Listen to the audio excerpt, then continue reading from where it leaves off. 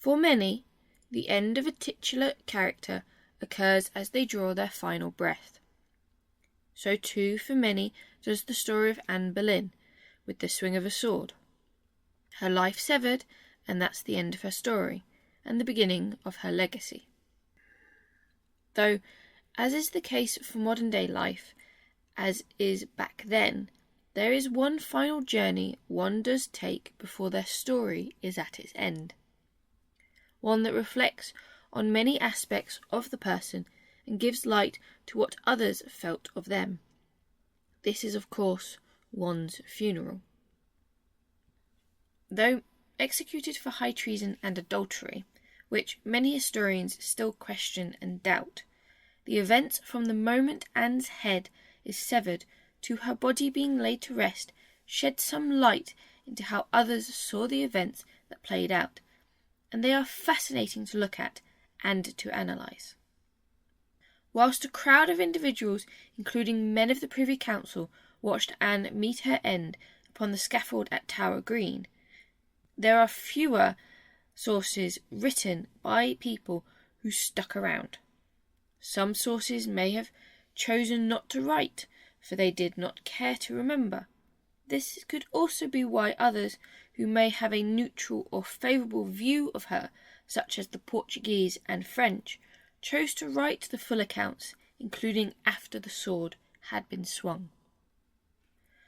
When the head fell onto the straw, a white handkerchief was immediately thrown over it by one of the Queen's ladies. The body slumped beside the covered head and cannons fired, announcing Anne's death. There may have been rumours spun by Anne's rivals about Anne's head, and even the Spanish ambassador. Chapius wrote, "It is said that although the bodies and heads of those executed the day before yesterday have been buried, her head will be put upon the bridge, at least for some time." Where such rumours originated from is unknown, but they spread throughout the court. Anne's head, however, would be spared from the traitor mounting of London Bridge. Immediately following the moment of Anne's death, her ladies made haste decently to dispose of her remains, refusing to allow any man to touch her. As many dispersed, others witnessed as one of Anne's 4 ladies took up her head and the white handkerchief and carried it away, whilst the other 3 dealt with the body. Anne's body was stripped of its expensive but blood-stained gown and jewels before being wrapped in a white cloth. No coffin had been acquired for Anne's body. Some speculate this could have been because there was no time. Whilst it is common today to go and purchase a ready-made coffin, the same was not the case in the Tudor times. Days and even weeks could be spent on a coffin, depending on the desired quality required. From Anne's conviction to her execution, there was just 4 days. It is possible, in Cromwell's haste, a coffin was not thought about. Additionally, it could be argued that it was the Constable of the Tower, William Kingston, to organise the execution and should have procured the coffin, though there is evidence to suggest that Kingston, like notable others, did not believe that Henry would go through with the execution. After all, not only was it unprecedented, and no queen had ever been executed in English history, but Anne was the woman Henry had tore his kingdom apart for. For him to execute that woman he had once held so dear was a shock to many. Through further research, it has come to my attention that Anne, alongside being the first Queen of England to ever be executed, was also the first noblewoman to be executed. The closest individual before her was King Henry VIII's grandmother, Margaret Beaufort, under the reign of Richard III. However, Margaret was arrested, imprisoned, and lost all of her lands, instead of being executed, as it was unprecedented to execute a noblewoman at the time. Instead, an arrow chest was procured from the Tower's weapon store. This old chest was long and narrow, barely fitting a person, and even Anne's headless body barely fit, although she did manage due to her slender body. It is unknown, as accounts differ, whether Anne was stripped of her expensive gown, wrapped and placed in the coffin before being transported to the chapel, or whether she was wrapped, placed into the arrow chest, which, as we know, was the coffin, unwrapped inside the chapel after being transported, where her dress and jewels were removed, before being placed inside once more for her burial. I know, it sounds confusing, but all accounts state she was transported in the arrow chest to the chapel of St. Peter ad Vincula. The alternative would be imagining her three ladies carrying her headless corpse into the chapel.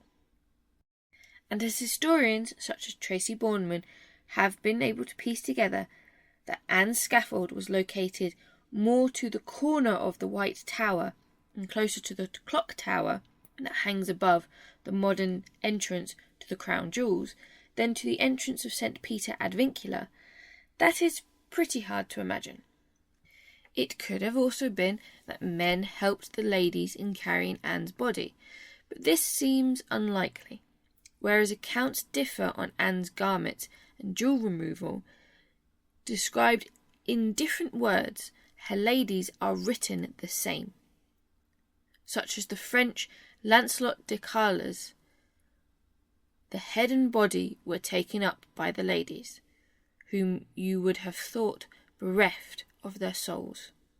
So languid and weak were they with anguish, but fearing that their mistress might be handled unworthily by inhuman men, they forced themselves to do this duty. This makes it unlikely for the men to have helped handle Anne's body. Even if they did carry the arrow chest, these ladies accompanied Anne into the royal chapel where she was laid to rest. But here is where one of the interesting pieces comes in. Anne's execution took place at 9 o'clock and was over not long after. Yet we have a number of sources, such as Jean Hanneret of Lyons, stipulating that Anne was not buried until afternoon. Because it had gone past noon, Mass, one of the holy rituals, could not be celebrated. Anne was instead given but a simple blessing before being interred. But why was there so long between Anne's funeral and her execution? Such a time difference has led to rise in legends about parts of her body, or even her whole body, being spirited away in secret. The removal of her gown and jewels would not have led to an over 3-hour delay. So let's look at some logical reasons as to why there was such a delay. The first and harshest possibility is that the delay in Anne's funeral could have been ordered by either Cromwell or the king. To deprive this once queen of such a central act of worship in the Tudor period would have been an insult. For such a religion-heavy world, this insult could have been marked as damning her soul. It could be possible that Henry chose this as a final punishment instead of the indignation of placing his queen's head on a spike. One less known to the public, who, as history shows, did not react favourably to the king once Anne died. Perhaps the Constable of the Tower, William Kingston, was expected to attend the funeral. It is entirely possible that Kingston was just entirely too busy with his own prisoners and the aftermath of the execution. Such would imply that they needed Kingston in attendance and so had to wait for him, which we have no evidence stipulating he had to attend. A third option is that someone needed to be found to lift the paving stones of the chancel and dig the shallow grave in which Anne would be laid to rest, though This third option implies that Kingston neglected to make provisions of this earlier.